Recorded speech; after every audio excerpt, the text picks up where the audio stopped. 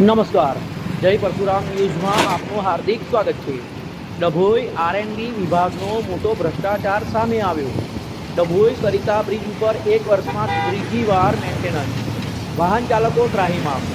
વડોદરાથી statue of unity માર્ગ પર ગણાતા હજારો વાહન ચાલકોને આરએનડી વિભાગના કોન્ટ્રાક્ટરો અને અધિકારીઓની બેદરકારીથી બ્રિજ પરથી પસાર થતી આમ જનતા પરેશાન.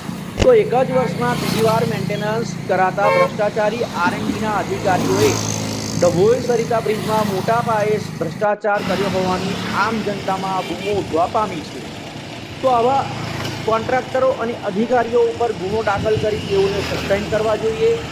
આવા કોન્ટ્રાક્ટર અને અધિકારીઓની ઉપર કોઈ રાજકીય મોટા માથાનો હાથ હોય તેઓને ઉપલા અધિકારીઓનો પણ ડર રહ્યો જ નથી. જનતાને મરવું હોય તો મરે, પણ આરએનડીના અધિકારીઓને કોન્ટ્રાક્ટરોને પોતાના ખિસ્સા ભરવામાં જ રસ છે.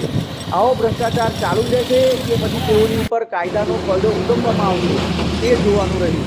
જોતા રહો જય પરશુરામ ન્યૂઝ, સત્યની સાથે.